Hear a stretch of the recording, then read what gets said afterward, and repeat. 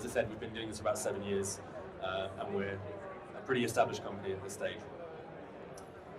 So we're used by a lot of types of companies. About half of our business is SMBs and indie developers.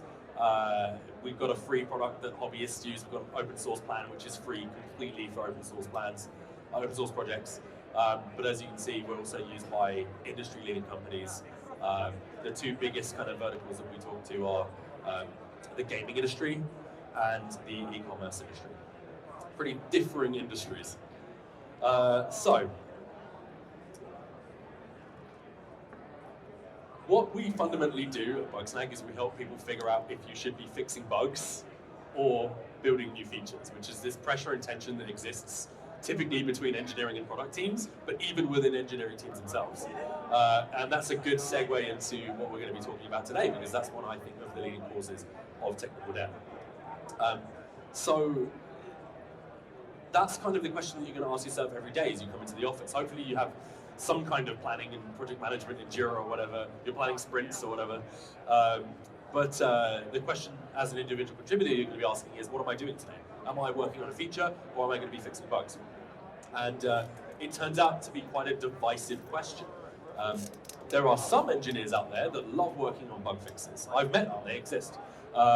Most people are driven by building things that are user-facing and that will add value to your customers. And so it tends to be a bit of a divisive thing. If you want to be working on those features, great, you're aligned with products. But actually, a lot of the time you'll hear conversations around, oh, we need to refactor this, oh, we need to rewrite this. And that's not a very helpful language to use when talking to product teams who are like, well, it's working, why do we need to refactor this? And I'll talk about that a little bit more in a second. So, I want to start with a baseline. Everybody has bugs. Everybody has errors. If you don't have bugs, you're probably in one of two industries: defense or healthcare. You can't have bugs when you're making a medical pump. You cannot have bugs when you're making a fighter jet and software inside of a plane. There are lots of safety critical industries. Yeah, you want to get rid of all the bugs there. You want to have a lot of QA. You want to have a lot of safety criticality in those systems. But guess what? Most of us in this room are not working in those industries. We're working on software and applications that we're delivering to customers. We have to be agile. We have to iterate. We have to figure out, hey, do the customers even want this? Is this even worth building and developing? So, no one is bug-free. That's okay. It's kind of an inevitable trade-off. If you're building software and you're building features, the more lines of code you write, the more risk there is of introducing bugs. And if you're developing features that people are excited about using and trying to get them to market quickly, then that increases the risk of getting bugs as well. So, racking up errors for the sake of fast-paced development, that's what technical debt is. Like, that's the definition of technical debt. There are different layers to this, as I've said already, but I'm trying to boil it down to the essence of things in 20 minutes.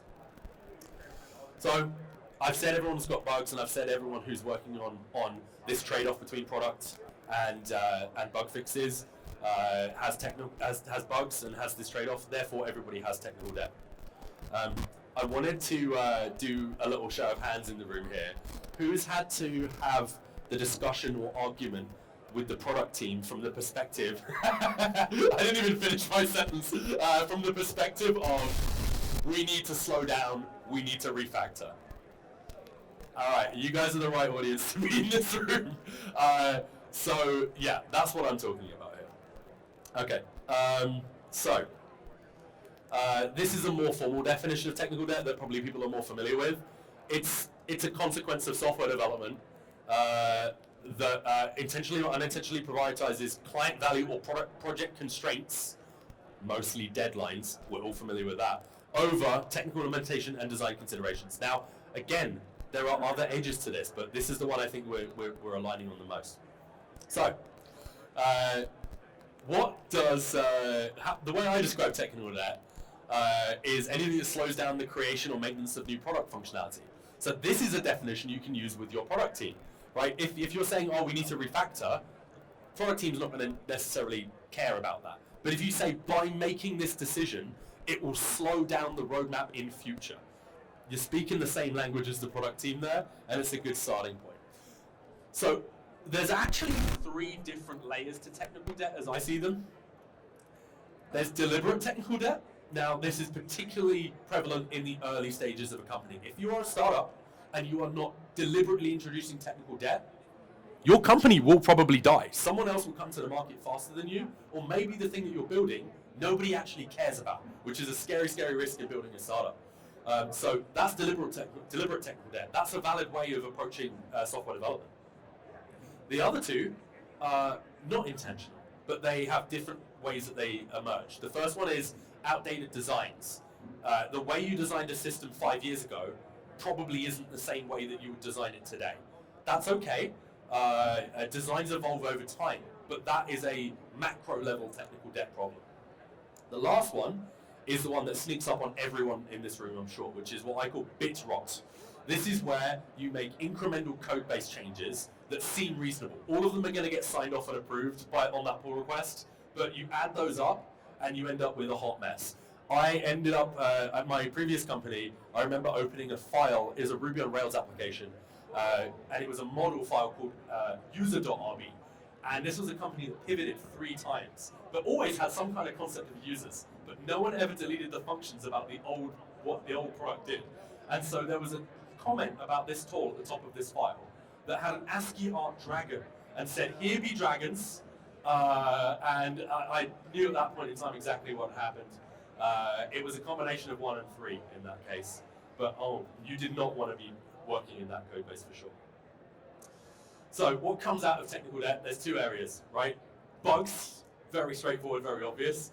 And number 2, which is the thing that people don't talk about, which is the emotional drag of technical debt. I'll talk about something later that I call like moans per minute. It's like a little groans per minute is a kind of a metric you can use for how comfortable people are, happy they are with their code base. Probably everyone's looked around and heard someone going, "Ugh," in the room. You're like, "What's up?" "Oh, I'm working on this file." "Oh, yeah, I understood." But these are the 2 parts I think that are most important in discussing technical debt. Now there's some good news. I already said this, bugs are okay. You're never going to have a bug-free software product. Now, errors are bad in general, but something that we say, in fact, if you see anyone from Bugsnag, if Ivan back there's wearing a t-shirt that says not all bugs are worth fixing, that's like our mantra at Bugsnag. There are, especially in the client-side world, there are bugs that do not matter. They are happening in some weird browser, or they're happening in some Huawei phone that you're not supporting as a development team. Or they happen once because someone on your team had admin credentials that caused something to happen. You don't care about those bugs, but how do you figure them out? Well, you need to figure out which ones are affecting the most customers. I'll touch on that in a second. Bugs are okay, but the emotional drag of technical debt is not okay. Now, I talk about these knock-on effects here. This is a human problem. This is something that affects people who are working on this code base. People will always say technical debt is an engineering problem. I think it's a human problem as well, and I think that's probably the most painful part. It's typically incumbent on software engineers to argue for time to refactor and to argue for time for fixing things that aren't necessarily obvious to the product and business teams. So the burden of responsibility lands on the engineers. And not surprisingly, there are a few supporters outside of engineering that will back up this need, so unless you build your allies there. And that's obviously because you have these competing business interests. It's pretty hard to argue for something that's viewed as refactoring when you have that big client who's knocking on the door that says we need this feature next week, otherwise the deal won't close. I know that my sales team at Bugsnag have said that a couple of times. Hopefully we strike the right balance. So let me rewind actually, because there's a point I didn't talk about on here. People quit jobs because of technical debt. So there's this emotional factor, which is like, yeah, we've got to manage this emotion. But like, if you are working in a shitty code base and there's no path to that getting better, that's a big reason for people hitting the job market and looking elsewhere. Right, where was I? All right, so how do you manage this? How do you get a balance between your technical debt and feature delivery on your roadmap? Well, you need to build alignment between the engineering and the product teams. Now, I say product team here because that's how we run our business and most of our customers do. Sometimes you'll hear this called the business team. but it's the people who are thinking about customer requirements. It's the people who are thinking about the features and the roadmap, who are working hand in hand with the engineering team to get something done. This is how you manage and solve technical debt. Well, how do you do that? Build a partnership. So I talk about this all the time with our customers when we're onboarding. Sometimes people who adopt Bugsnag because they're like, we have bugs, but also there's an underlying problem here, and that is we don't know how to prioritize these bugs. And so we talk about this, this concept of agreeing upon the impact of technical debt. Now, you can't agree on the impact unless you have some common language. So I'll talk about stability scores in a minute, which is something we use a lot. But in the end, really what we're talking about here is customer experience. Product teams are delivering things for customers, and they are responsible in delivering an excellent customer experience. Engineering teams know that bugs exist, and those bugs impact the customer experience. So if you align around customer experience, that's a good starting point. So if you can get the product team to understand why this is important, you're in a good spot as an engineer. Before I dive into that, I want to talk about what I'm not going to talk about today, which is number 1 and number 3 on this list. Measuring and understanding technical debt. There's 3 ways to do that, or 3 categories here. Static code analysis. I'm talking about tools like Code Climate. I'm talking about things that do measurement and linting of bugs in your pre-production environments. Dynamic code analysis, which is things like Bugsnag. We're detecting how many bugs there are in real deployed applications. And then I already talked about groans per minute. I think I could do a whole hour-long talk on that. But that one is measurable by just listening to your team. A lot of teams do something called an employee pulse survey or similar. If you're not doing retrospectives, if you're not doing postmortems, you need to have a forum to measure these groans per minute. That's not just hearing them in the office, that's actually, as an engineering manager, having a forum to understand this kind of stuff. I'm going to focus on number 2 because I like to style myself as an expert in that area. The way that we've built this at Bugsnag is we're trying to boil down bugs to something that is aligned with the product team. We call this a stability score. If you are familiar with, if you've ever read Google's Site Reliability Engineer book, they talk about reliability as 3 things. Availability, stability, and performance. Availability is, are my servers running? Because this is site reliability engineers is typically for web apps, right? But are my servers up? Are they crashing or not? And are they fast or not? That's the 3 layers. Bugsnag focuses on the middle layer, the stability one, because that's present in every application. Availability, on a mobile app, your app is running on someone else's device. You're not running it in the cloud or on servers. Yes, it connects to third-party APIs, but stability is the bottom of that pyramid for all applications, so that's why we focus on it. Now, stability scores are a measure of how stable your software releases are. And there's some basic math you can do here. An inverse of this, people talk about error rates all the time. An error rate is the inverse of a stability score. We talk about it in terms of the percentage of crash-free user interactions or user sessions. So if that's a web app, that's web requests. If that's a mobile application, that's how many times people opened your mobile application. If you are a background job, you're using something like Sidekick or Ruby, and you're processing background jobs, that's what percentage of these background jobs completed successfully. In every platform, there is a measure of what this means. User sessions varies by your platform, but it always turns into something valuable. So what we've done at Bugsnag, and what we encourage, even if people who don't use Bugsnag, we encourage you to think about this on your side, is you can measure a really high level of technical debt by looking at the stability score. Since technical debt is talking about customer experience, that key part of the pyramid that we think is stability, you can measure that and say, are we doing a good job on customer experience? We have this dashboard in Bugsnag that you can see up here, which shows you on a release-by-release basis or a deploy-by-deploy basis what your stability score was for each release. Because we're able to detect that. We have SDKs that run on desktop, mobile browser, whatever, that detect sessions and crashes automatically. I'm using crashes in a really broad term here. Really what I mean is unhandled errors, unhandled exceptions, C signals, whatever. We detect, crashes is just the sexy word that everyone uses these days. It's very accessible, but I mean unhandled errors. So stability scores are important because it's data driven. It's a real number. It's something that you can agree on and align on between the engineering and the product team.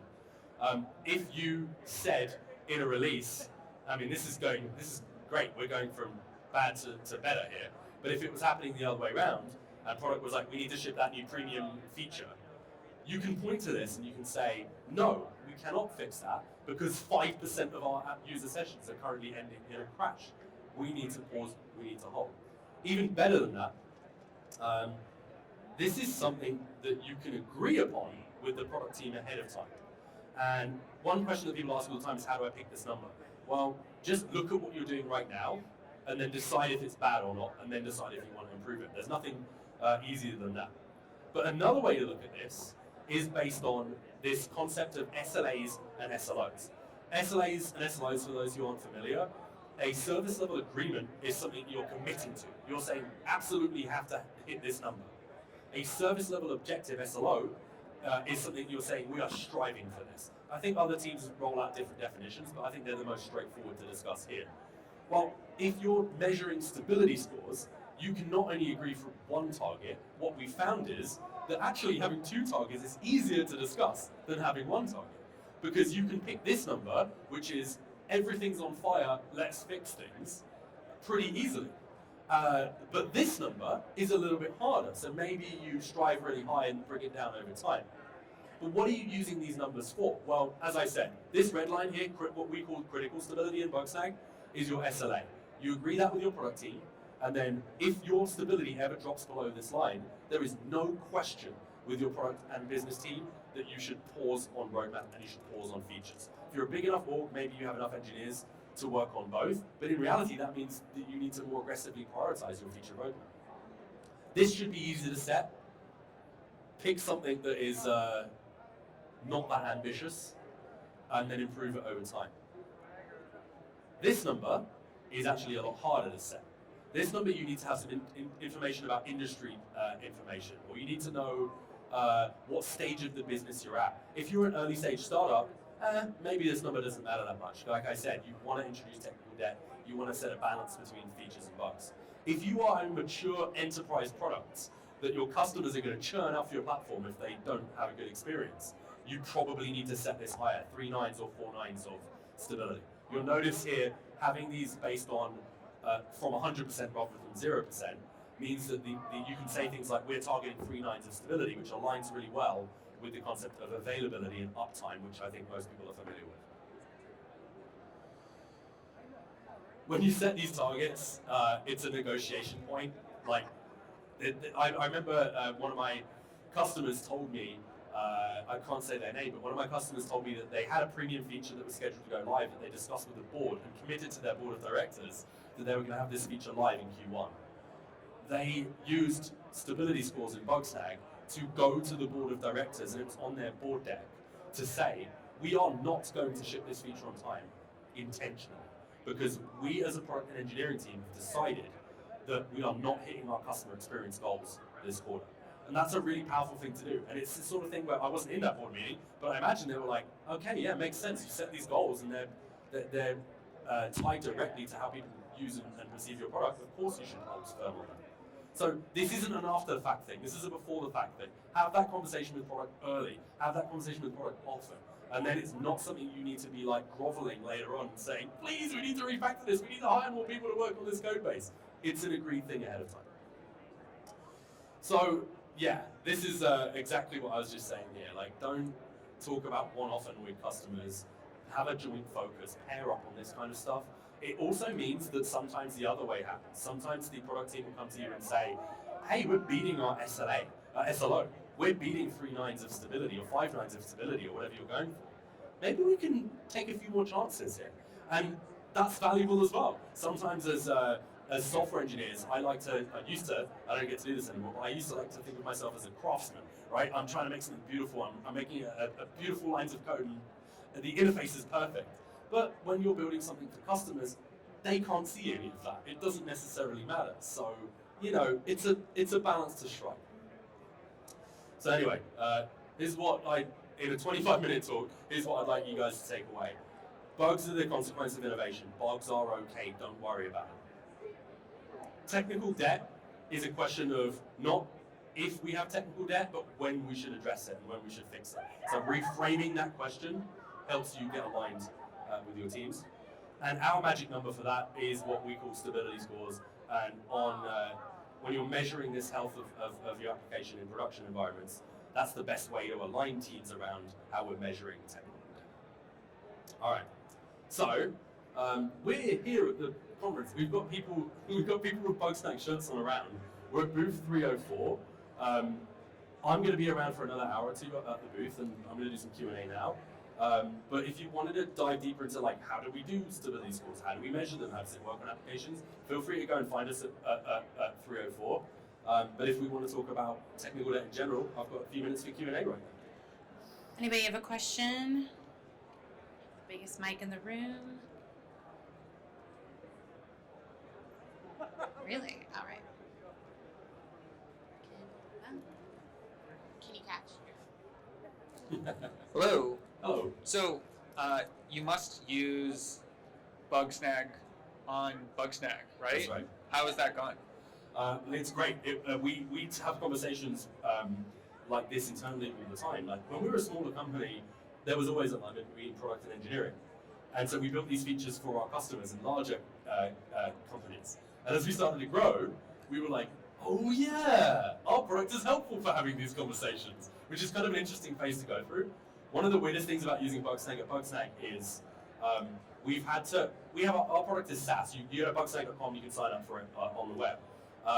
But we also have an on-premise version of Bugsnag for people who are in sensitive environments and don't want to share their data to the cloud.